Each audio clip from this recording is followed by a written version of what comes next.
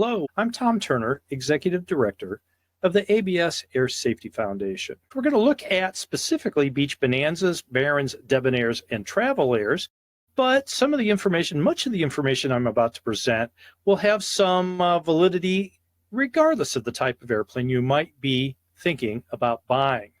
Specifically, we're going to talk about which model best fits your mission. We'll talk about the opportunity to test fly a Beech airplane, a little bit about cost evaluation, what it really costs to own an aircraft, the business of buying an airplane, some of those things that you need to think about as you are in the process of making a purchase, a good bit of information about insurance, which is a major factor in buying an aircraft. And then once you have one selected, how to go about getting a good pre-purchase inspection of the airplane, finding a mechanic near your home that can maintain it properly for you, and finding an instructor and other ways of getting transition training into the type. Lastly, and assuming you're talking about Beech Bonanzas, Barons, Debonairs, or Travel Airs, we'll talk about some of the technical resources available from the American Bonanza Society that will help you enhance your Beechcraft ownership experience. To get started, let's look at some considerations about which model of Beechcraft might best fit your mission.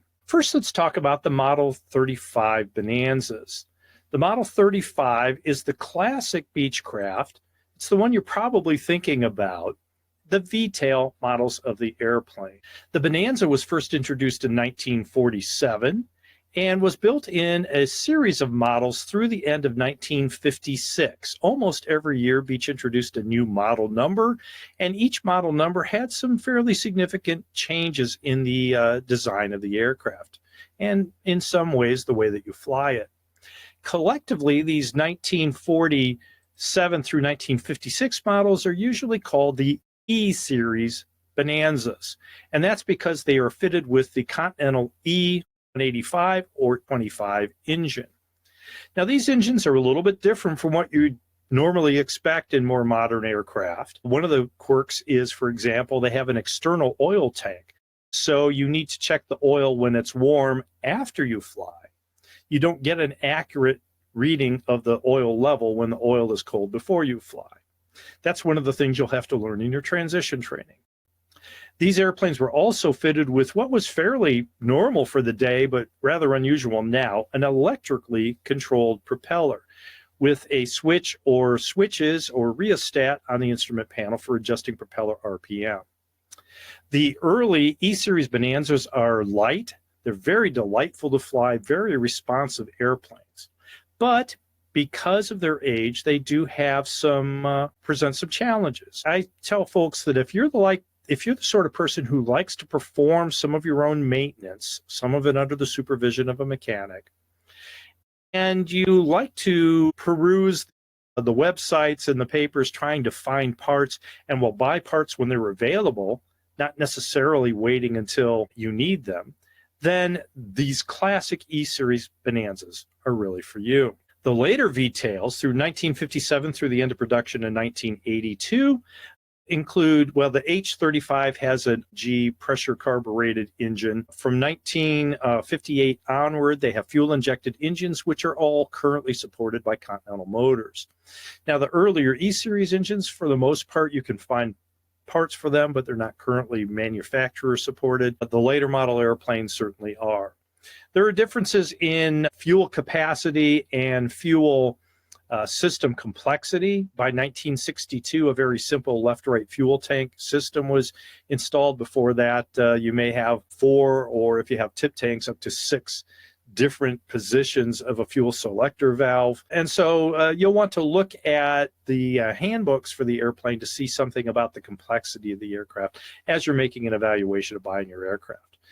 But all of the V-tail Bonanzas, as they increased in weight over the years, the horsepower increased as well. And so they all are very sprightly performers. They're good, stable instrument platforms, but also very maneuverable and just have a wonderful control feel. We'll talk a little bit about weight and balance characteristics later on, and that's always a consideration in these airplanes. But the Model 35s present one of the branches of the Bonanza derivative family. Next up are the Model 33 Debonairs. The 33 was actually certified as a modification to the Model 35. It's the same 4-seat fuselage with a conventional tail as opposed to the V-tail design. This was introduced in 1960 as a competitor to the lower cost Piper Comanche aircraft, and at least originally the airplanes were generally somewhat Spartan in interior and equipment compared to the contemporary, the Beech Bonanza of the same period. And from 1960 through 1967, these airplanes were called Debonairs. Various models of the Debonair. One of the peculiarities of the Debonair line and the Model 33 line is if there is an A suffix, that means it has a 285 horsepower engine. Without that, it was originally equipped with a fuel injected 225 horsepower. But they called them Debonairs up through 1967. What Beech found in marketing these lower cost designs is that most of the buyers were adding options available at the factory to bring them up to Bonanza standard, the same fit and finish and equipment and interior accoutrements of the same model year of Bonanza. So by 1968, Beech pretty much succumbed to what its customers were doing and simply called the Model 33s Bonanzas from that point as well. Bonanzas, the Debonair line, the Model 33 line, then was produced from 1960 through the end of production in 1994. There are A variants. Some of them, like the F-33 and the G-33, have a 260 horsepower engine. And you also have the E-33C and F-33C, which were the aerobatic versions of the aircraft, built in pretty limited numbers.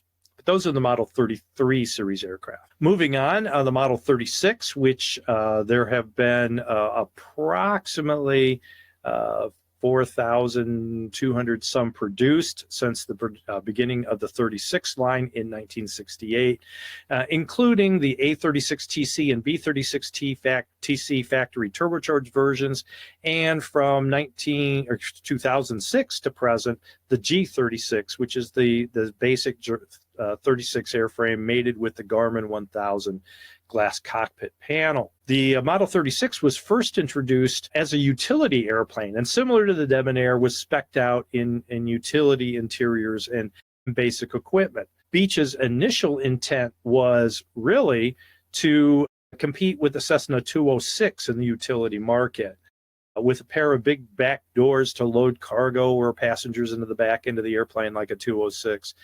Some of the early marketing materials for the 36 really highlighted this aspect of the airplane. I remember one where Model 36 is parked in it's parked in a grass field, a pasture with a fence line behind it and a horse off in the distance.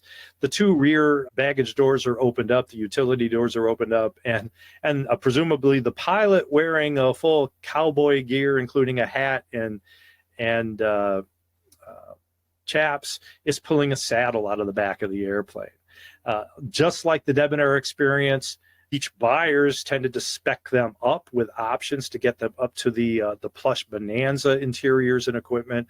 And by only 2 years later, by 1970, the A36 variant was produced and billed as a luxury personal and business airplane. We have one here at the ABS Air Safety Foundation. It's a 1981 A36. It's been upgraded to a 300 horsepower IO550 engine from its original 285. You can tell a bit of the difference from that additional 15 horsepower. And through the courtesy and generosity of some of our sponsors, has received quite a bit of upgrade and appearance modifications to really present as a fine aircraft. The hallmark of these airplanes, again, is the aft baggage area, the cabin area.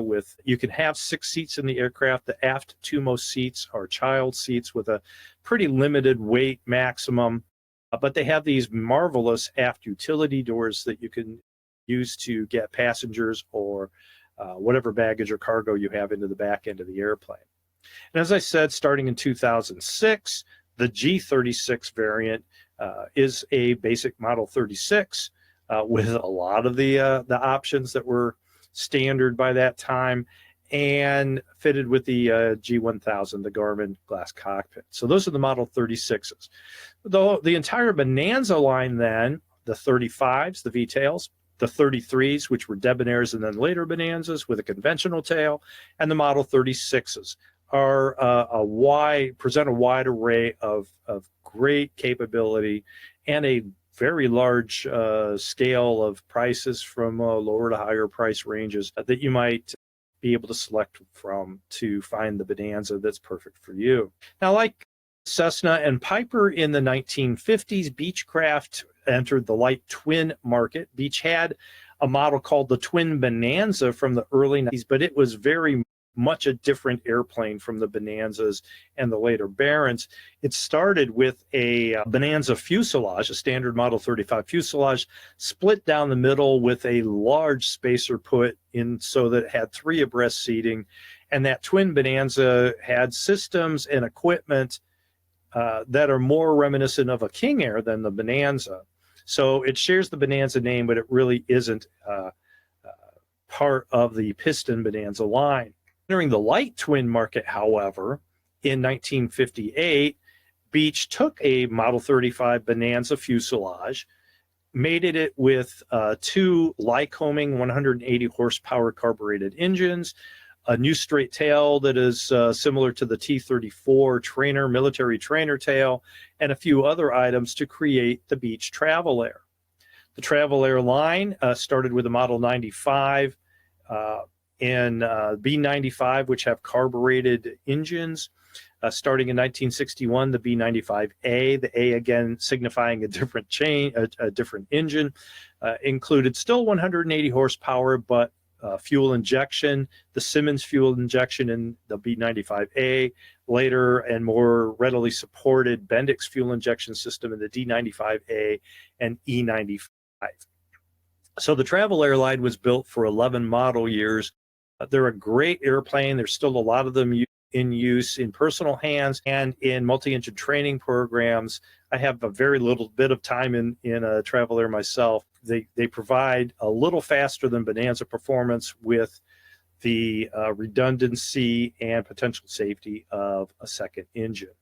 So they're a great airplane. This was followed up by the Model 95-55 Baron, and similarly to how the 33 was certificated as a modification of the earlier Model 35, the Model 55 Barons was certificated as a modification of the earlier Model 95 Travel Air series. And it only took 3 years for Beech to turn that Travel Air into the Baron. The big change is the increase in engine horsepower to 260 horsepower a side, so a very substantial increase in horsepower, a little bit of a difference in the styling of the aircraft with the windows, and a larger swept tail to help with single engine performance with those larger engines, and also to meet the style rules of the early 1960s where things were becoming more swept in design. The Model 95-55, A95, and B55, which was also used in the U.S. military as the T-42A in fairly limited numbers, were built from 1961 through 1982. In 1966, Beech took that same Model 55 airframe and added 285 horsepower engines as opposed to the earlier 260 horsepower. And these bigger engine Beeches were the C55, D55, and E55. We saw earlier where the Model 35s ended production in 1982. Same goes with the Model 55 Baron line. The general aviation industry had something of a large-scale drawback in 1982, sometimes called an aviation recession, and a lot of model lines, not just Beech airplanes, but other types of aircraft, ended in 1982 or thereabouts as well. And that's what happened with the Model 55s. Along the way, Beechcraft experimented briefly with the Model 56 Turbo Baron, which took a C55 fuselage and mated it with, instead of those 285 horsepower engines, a pair of 380 horsepower Lycoming engines, a massive increase in power. The 56TC and A56TC turbo barons were certified to 30,000 feet, and in some references as fast as a 300-knot airplane. I don't think that's entirely correct, but it is, if flown to high altitude, an extraordinarily fast aircraft for a piston airplane. It is, of course, unpressurized, and that presents its own problems if you go up that high. The 56C line was only produced for a few years. This engine was acquired by a number of these engines were acquired by Beechcraft originally for the Beechcraft Duke, which is a different pressurized twin engine airplane with these 380 horsepower engines. And awaiting certification of the Duke, Beech experimented for a few years in selling a Model 55 fuselage with us. Then the follow-up and still current production in the Baron community is the Model 58 Baron. In 1968, remember, Beech introduced the Model 36 Bonanza with the longer fuselage, the larger cabin, and the two rear utility doors. 2 years later, in 1970, Beechcraft added twin engines to that same basic fuselage and created the Model 58 Baron. The 58 was produced from 70 through 2005, and since that time, 2006 to the present, has been produced as the Model G58 with the Garmin 1000 panel. Excuse me. So, starting in 1976 through 1984, Beech produced a turbocharged variant of the same airplane, originally with 310 horsepower engines, later 325 horsepower engines, called the 58TC, a factory turbocharged Model 58 Baron. All of these with this large back door. About the same time, Beech introduced a pressurized version of the Baron, the 50P, and produced that from 1976 through 1985. The P Baron, because of the pressure vessel, cannot have that large utility door. As you can see, if you look closely at this photograph, on the left side of the cabin there is a single door to the aft cabin. You'll notice if you're really looking closely, you'll notice boarding steps on both sides of the airplane. The forward two seats are boarded, like all the other Bonanzas and Barons, off the right wing and through a cabin door on the right-hand side of the aircraft, whereas the aft cabin is loaded in the P Baron from the left. But these are the pressurized Barons. In 1984, Beechcraft made a style change both with the Model 36 Bonanzas, the A36s, and with the 58 series to include the 58TC and the 50P, where they created a more modern layout to throttle position, landing gear and flap position, and engine gauges. So there are some changes that started in the 1984 model year. The 58TC and the 50P lasted a few years longer through this downturn of the general aviation industry, but they faded out by the mid-1980s as well. All right, this has been an extremely brief overview of the different models of the airplane. And from here, let's start to think just a little bit about how these models might fit your mission, and we'll answer some questions. Then we'll go into some specifics to consider when you're thinking about buying a Beech or any other airplane. So as you consider an airplane, you're usually first thinking about seating capacity and baggage space and capacity. And of course, those are very important things in any make and model of airplane, nonetheless in the Beech models as well. Like other airplanes, however, one of the things you need to think about is how usable those seats and baggage areas may be to you. So as you are beginning to think about models that you might possibly consider purchasing, one of the things you should do as you're starting to look around online for airplanes for sales and that sort of thing is to think about the weight and balance characteristics of that aircraft. Specifically, look online if the logbooks are available, or ask the seller or the broker to provide that particular airplane's empty weight and empty moment. From that point, assuming we're talking about one of the ABS type airplanes, you can go onto the ABS website, log in as a member, using the aircraft index, and then browsing by aircraft, find the specific model you're looking for and the specific pilot's operating handbook for that serial number of aircraft, and then using that empty weight and moment information, performing a few weight and balance calculations as you might expect to use that airplane, and see if that aircraft meets your loading and passenger goals. As a rule, there are many, many exceptions to the rule. As a rule, before about 1964 models, the Bonanzas and the Debonairs tended to be fairly nose-heavy airplanes. Originally, they were more tail-heavy, but back in the day, a lot of avionics was vacuum tube equipment remotely located in the tail of the aircraft. And as that's been changed out over time to panel mount radios, the CG of these aircrafts have tend to go further forward. So it may be an individual Debonair or late 1950s Bonanza, loaded the way you plan to load it, might require some ballast in the aft baggage area. And that's going to take up a lot of the baggage space you might be thinking about using if you're not already using it for baggage itself. So in that time frame, you might want to be thinking about how you might ballast an aircraft if you don't have it loaded up with baggage in the back end. From the mid-1960s onwards, the 35s and especially the 33s tended to be very tail-heavy airplanes. And you can often get into a situation in those aircraft where the airplane is loaded within limits for takeoff. But as you burn fuel out of the fuel tanks, which are in the leading edge of the wings, the center of gravity translates rearward and goes aft out of the limits before you would get to a potential destination.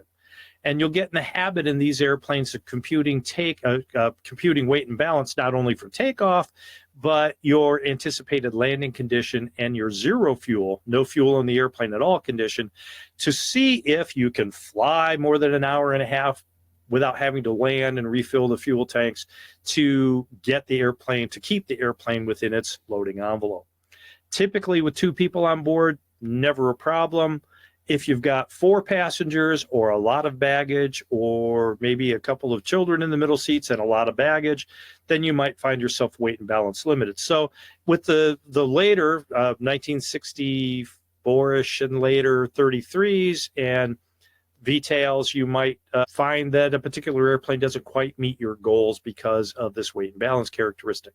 Get the information for the specific airplane you're looking at and find out for sure before you go much farther down the acquisition process on one of these airplanes. We want to make sure you're happy with what you finally get. One of the things Beech did with the introduction of the Model 36 was they stretched the fuselage, but they also moved the wing 10 inches further aft along the center line, and the combination of doing all of this created a much wider loading envelope. Whereas in the 33s and the 35s, you're more concerned about the location of the center of gravity than you are maximum gross weight. As long as you stayed below maximum gross weight, you still may or may not be within the envelope. In the 36s, typically, if the airplane's below its maximum gross weight, it will be within the center of gravity envelope throughout its entire fuel capacity burn. Exceptions of the rules would be later, like mid-1990s and later, A36s and G36s, which tend to have a lot of extra equipment up front, air conditioning compressors, second batteries, that sort of thing.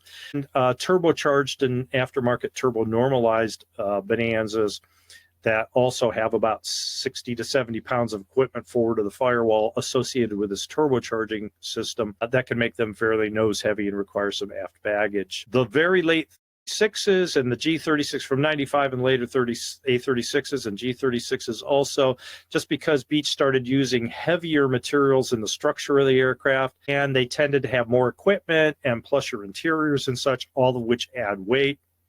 Corrosion proofing, soundproofing, that sort of thing. Often, if you fill the fuel tanks up completely, then you can only fill 3 or 4 of the seats in an otherwise 6-seat airplane. So everything is a trade-off, and that's what I'm getting at. Find the information for the airplane that you're thinking about buying and see if that particular aircraft might even meet your goals. In the travelers, it's much less of an issue. In the Barents, probably even less. I joke that, many of your airplane woes can be solved by a 300-pound capacity nose baggage compartment, which many of the Barons have, and you can use that to offset weight in the aft end of the airplane and keep things in balance. So last time I'll say this, when you're thinking about individual airplanes, and even as you're starting to think about model lines, you might do this just as an exercise. Get the empty weight and moment for a particular airframe, go on the ABS website, find the pilot's operating handbook for that serial number of aircraft, and do a few problems and just see how that might work out for you. Once you've taken care of all of this, then you start to think about the things that most people think about when they first start looking at airplanes: performance, avionics, and whatever things might be important to you. But that's just a series of things to consider about the different models of the Beech airplanes and about evaluating an individual airplane of any make and model before you really get too deep into the purchase of an aircraft. Now, let's say that you have done all of the things we talked about up to this point. You found a particular airplane, or at least narrowed it down to, hey, I want 1979 through 1983 A36s for particular reasons. And you're really ready to start to move on buying an airplane. What is the first thing I think you should do at this point? The first thing I think you should do is to learn about aircraft insurance. If you don't have a specific N number in mind, you're not looking at a specific airplane, but thinking about a class of aircraft or a range like I've talked about, you won't be able to get a precise quote of insurance from an insurance company. But you will be able to get what the insurance industry calls an indication. I used to do this quite a bit back in the mid-1990s when I was an aircraft insurance agent in AOPA's program. People would call up saying, I'm thinking about buying an early 1980s A36 Bonanza, about what it's going to cost and what is it going to cost and what sort of training requirements might I have. And if you use the word indication, they'll tell you, right, this is not a binding number, but given the market as it exists right now and the value of that airplane and your current experience, it's going to be somewhere around these numbers. And that allows you to see if this number fits your budget. And in some cases, whether you'll be able to get insurance in the type at all.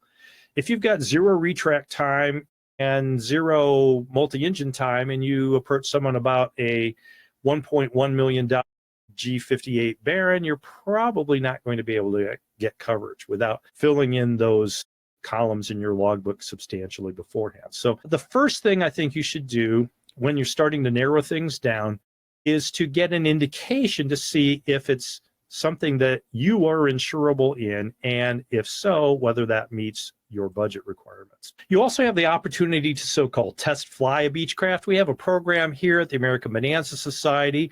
We have a page on the website that is open to the public called Tips for Buying a Beechcraft. It's on the Aircraft Index menu, which is the second column from the left at bonanza.org. And if you open that up, the first thing you see is the ABS Ambassador Program. ABS ambassadors are ABS members and airplane owners who have volunteered to speak with potential buyers about the aircraft purchase process in the Beechcraft line. And if the two of you hit it off and work out whatever you'll do for pricing and such together, actually take you for a ride in the airplane. If you go to this ABS ambassadors list, you can search geographically by state, or you can just scroll down the long list of ambassadors that appears when you go to that page. You can see part of it here, and you'll see that you've got names and locations of folks, contact information, usually an email, and the specific type of airplane that person owns and who might be willing to take you for a ride. So if you want to get a ride in a V-35B, you might talk to Seth Barnes in Hot Springs, Arkansas. His airplane's going to be on the cover of ABS magazine in a few months, I believe. In any event, you have this possible way of getting a little experience of the aircraft. Now, be forewarned, we do this for a reason. These airplanes handle wonderfully. The fit and finish and handling of the Beech airplanes is unparalleled. Once you get a chance to fly in one, you're probably going to end up buying. We at ABS get a lot of questions about the business aspects of buying an airplane. Questions about financing, title search, whether the airplane should be registered in an LLC or some other corporate arrangement. Do we have information about co-ownerships, and which FAA documents need to be filed and such. American Bonanza Society is a technical expert organization on owning, flying, and maintaining these airplanes, but your best resource for these sorts of business type questions is the Aircraft Owners and Pilots Association at AOPA.org. One of the menu items at the top I've circled here is aircraft and ownership. And if you go to the aircraft and ownership page, you'll get a list of topic areas, each with quite a bit of information about the various aspects of buying an aircraft, including some general ownership information, more information about insurance, more about cost calculations, and then lots of information about doing lien searches, title searches, all those sorts of things that are the business side of buying an airplane. All right, now you've found one that you particularly like. It's time to solve the specific insurance issue before you commit to buy it. As an insurance agent back in the day, the ones I really hated getting were the phone calls on a Friday afternoon. I just bought this airplane. I need to buy an insurance policy on it. And the answer was, well, yeah, but you've got to get 25 hours of time in type before you can fly it solo and all those sorts of questions. So when you start to look at a specific airplane, call an insurance agent or broker and get a firm quote on that. Solve those before you buy, before you commit to buy, before you even put money down on a pre-purchase inspection. Now, you'll be talking with one of two types of people, either an insurance agent or a broker. An agent represents a specific company, whereas brokers take your information and go to the entire market that insures that particular type of aircraft and finds the hopefully best deal for you. From your standpoint, they're really basically the same thing. ABS itself has a program with Accusure, formerly Falcon Insurance. That's an affiliated program. You can find their information on our website or in our magazine, or any other sort of broker will be able to do the same thing, maybe some better than others, by shopping out the market for you. The exception to this rule are the agents. They call themselves underwriters at Avemco. Now, I'm not here to sell Avemco insurance. It's just unique in the industry in that they do not work through the broker network. They work as direct writers only, which means you have to call them to get access to an Avemco quote. So in order to fully cover the insurance spectrum, you need to make 2 phone calls or 2 website visits.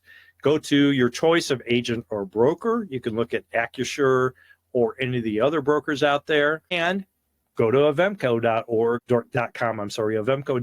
or call Avemco and see what they might offer for insurance. And then you can compare policies and premiums and features and make an informed decision. But make 2 phone calls or 2 website visits, and you will cover the entire insurance spectrum. Now, the biggest single determinant in insurability and the price of insurance is the experience of the least experienced pilot who will be added to that policy. And so as you get a quote, you'll be filling in pilot experience information. The combination of the pilot, the airplane, and the operation. Private operation, maybe it's based on a grass strip or a paved strip, it's hangared, it's not. The combination of the pilot, the airplane, and the operation is what the insurance industry calls the risk. And if you go on the chat lines and ask, hey, what do you pay for insurance on your Beech? The numbers that come back to you can be radically different from the numbers that are quoted to you, because you've got a different pilot and you've got a different operating environment for that aircraft. So you can get a general idea by chatting online. You can get a better idea by getting an indication. When it comes down to it, call and get a precise quote of insurance before you commit to buying an airplane. This will also tell you if the underwriter will have a particular insurance training requirements for you that you need to complete before you can act as pilot in command with the policy in effect. Now, it's commonly misunderstood. If the insurance industry says you need to get 10 hours of dual before coverage is solo in this airplane, a lot of people will contact me, hey, where am I going to go run an airplane for 10 hours? Well, they will insure you in your airplane for that 10 hours of instruction, as long as the instructor meets minimum requirements that are stipulated in the policy. So you can and should get the training in your own airplane. It's almost impossible to find a Bonanza for rent anywhere anyhow. But find out ahead of time what the training requirements might be so that you can find somebody that can help you meet those requirements. And we'll come back to that in a minute. All right, so we found an airplane that fits our mission.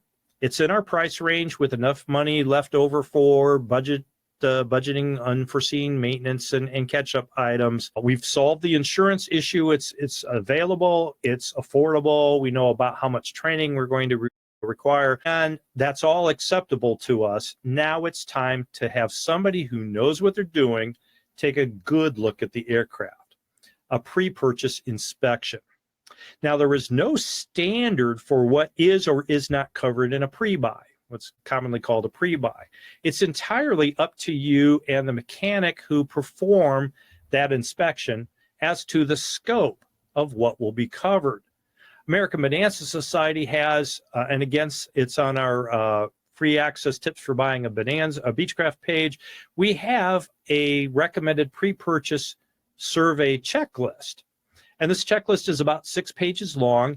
It starts with a number of items related to inspecting the logbooks and the paperwork of the airplane, followed up by an airframe survey. In other words, what to look for on the aircraft itself. Now, these are items that are type specific in addition to the general items that any mechanic's going to look for, like the condition of tires and compression checks and things like that. So this is really oriented toward the very specific Beechcraft items that your pre-purchase mechanic needs to look for. Then, if you have the opportunity to test fly this particular airplane before making a buying decision, we also have a checklist for a flight survey. So you can download this checklist free from bonanza.org and take it to your mechanic and propose this as your pre-buy inspection. Our technical experts tell me that if you do this pre-buy, it's going to be about 1 to 2 days of shop time to get everything completed, in addition to the other items that are done. If the logbooks are not really laid out well, if they've not been maintained well, that might take a little bit longer. But in any event, you're going to spend about 2 days or maybe even a little bit more of shop time for this mechanic's expert opinion on this aircraft. This is not an annual inspection. It's not a 100-hour inspection. The objective here is for somebody who knows what they're doing to take a look at the aircraft and create a list of what they feel needs to be done from an airworthiness standpoint. These things have to be done for this airplane to be airworthy. And then an additional list of items that would be potentially nice to do. And then you can negotiate using that list with the seller to determine what needs to be done. A common situation is the seller will agree to pay any of the airworthiness items. Anything else is up to the buyer to take care of. The seller is usually responsible for moving the airplane to a location where a pre-purchase inspection can be done, but the buyer will pay for that to get the aircraft in position and back if you don't buy the aircraft. You have to work that all out amongst yourselves, and you can talk to our technical advisors about that. There's no standard in the industry, but there are general practices like that to work out. Now, you need to find a mechanic to do this, and also you may need to find a mechanic if you actually buy this aircraft to help you maintain the airplane. And you want somebody who has Beech-specific knowledge, who, for the pre-buy especially, has not been previously maintaining that airplane. So it's a fresh set of eyes with no ego involved in finding things if there are discrepancies. For either of these purposes, you can use the Find a Mechanic function under the Maintenance tab on the ABS website. You do need to be logged in as a member to get to this. When you do this, you can find this where you can either just scroll down through the entire list, which is alphabetical, or you can search by state or province and find mechanics that have completed the live weekend course we call the ABS Maintenance Academy. You have to have fairly high levels of mechanic experience in order to qualify to attend our ABS Maintenance Academy. And we spend a day and a half, roughly 50-50 between classroom instruction and hands-on training on a Beech airplane, showing them the sorts of things that we typically find as discrepancies in the fleet and techniques for how to address those discrepancies.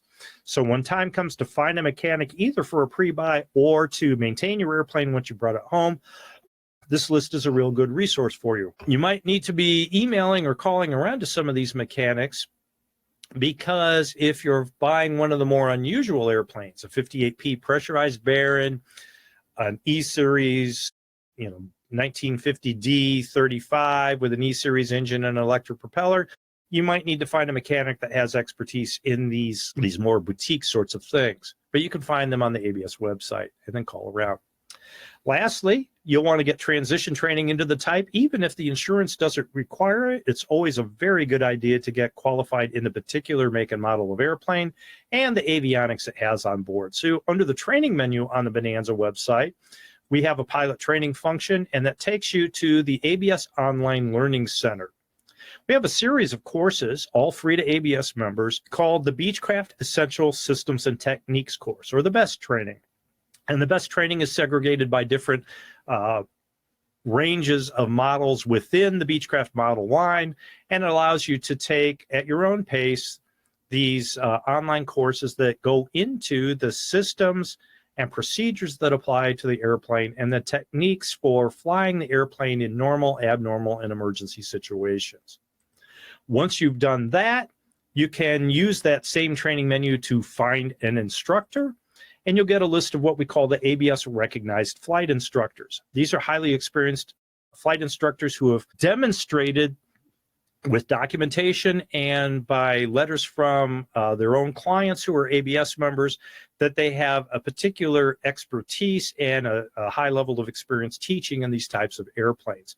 You can also use the advanced search function of the ABS website when you're in this find an instructor mode to find the particular types of avionics or other equipment you have on board your airplane and click on those things, and you'll be taken to the contact information for flight instructors who have told us that they have particular expertise in these different systems or pieces of avionics. So you can get very, very type-specific training by going through the find an instructor function on the ABS website. Then lastly, we have, once you've bought your airplane or as you're still making that purchase decision, we have a lot of technical resources available to you through our ABS technical advisors. The technical advisors are available through the ABS website member forum, answering your questions. They're also available through info@bonanza.org for emails directly, and during normal office hours in our office in Wichita, Kansas. We can forward you to one of the technical advisors, who most of which are still running a shop out there somewhere specializing in Beech airplanes, to get answers to your specific maintenance questions. We also can talk to your mechanic. If your mechanic's gotten to the point where he or she has gone as far as they know and needs some additional guidance, then we do quite a bit of that as well. We have all of the pilot's operating handbooks for all 58 versions of the airplanes that we support at ABS, and the Beechcraft service information, which are all of the service instructions, safety communiques, service bulletins, mandatory service bulletins, etc. from Beechcraft.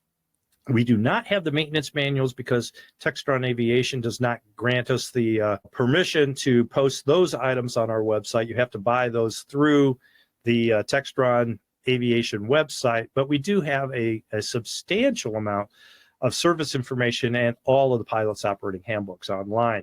As I mentioned, we have the members forum on the website where you can ask questions and get them answered either by technical advisors or other ABS members, and after a while you might be answering some of these yourself. Everything that goes into the members forum is archived there and is keyword searchable, so you can, if you have an issue you want to look at, you can go to the members forum and search using keywords to see if your question has been asked and answered in the past, and then as needed you can ask the question yourself. We also have a monthly 72-page magazine, professionally produced, called ABS Magazine. We have all of the back issues all the way back to the late 1960s available in the archives on the website, and it also is searchable.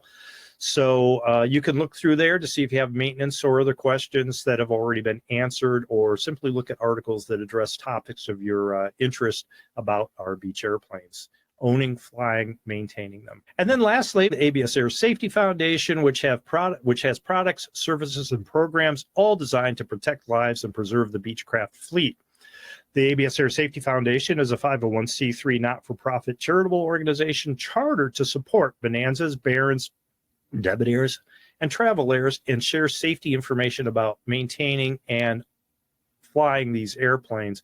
And a substantial amount of what we do is available free to ABS members on the website, including this webinar and our entire webinar archives series going back 5 years or more. Lastly, when you join ABS, you are joining a collection of over 10,000 members worldwide who are owners, instructors in, maintainers of, or simply enthusiasts about Beechcraft airplanes.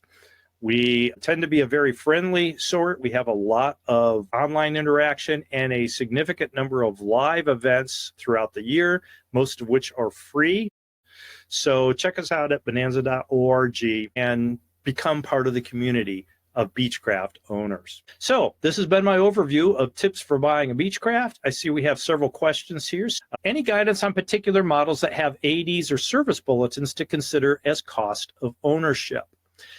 One of the items is the SPAR Web Airworthiness Directive that affects airplanes basically from the early 1960s models through the mid-1980s models. This is a repetitive inspection requirement every 500 operating hours where a mechanic needs to access the carry-through spar structure of the aircraft, which is something that they would normally do in an annual inspection anyhow, and then using a dye penetrant, follow a specific process to inspect for cracks.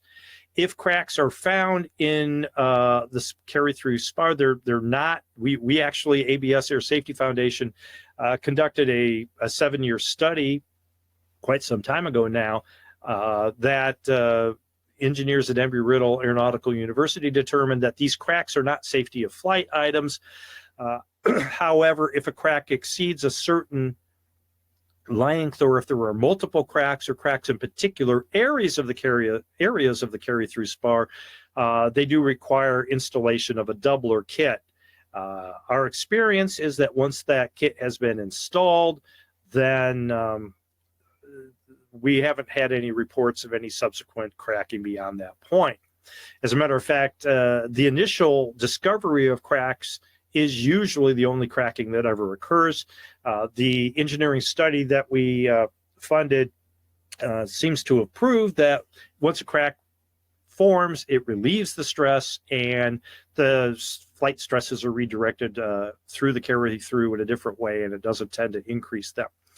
If cracks are found, then you have to inspect the cracked area every 250 flying hours, and so that can become a bit of an issue because it may not always coincide with an annual inspection. You might be taking the airplane in more frequently than you would for annuals to get this inspection done. So that's a consideration for basically all of the models produced between 1963, I believe, you'd have to look it up, and the mid-1980s.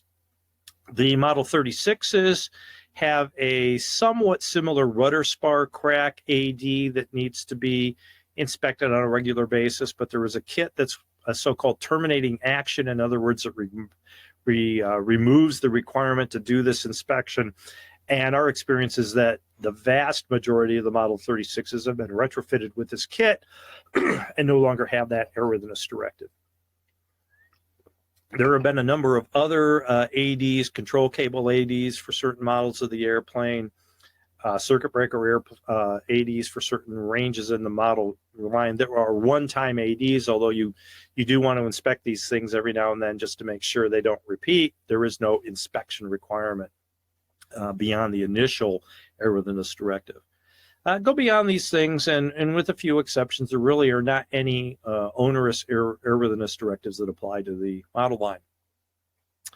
All right, next question. Any possibility of a ballistic parachute for the Bonanza line? Highly unlikely. If you look at airplanes that have a ballistic parachute system, they are already designed in a manner that are readily adaptable to it. Of course, The poster child is Cirrus airplanes. When the rocket propels the parachute out the back of the Cirrus airplane, it trails on parachute risers, which go out to the wingtips and the tail of the aircraft, maybe the nose as well.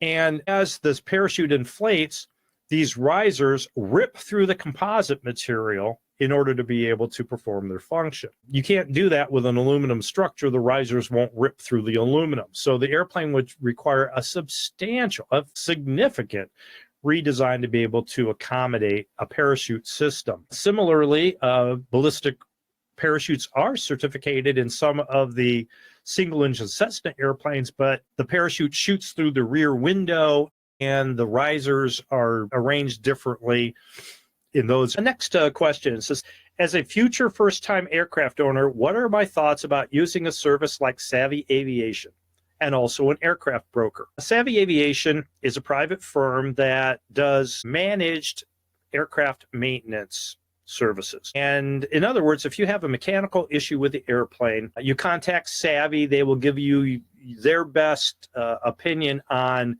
the situation as it exists and will suggest potential things to have looked at and places to have the airplane inspected, maintained, or repaired to get that issue taken care of.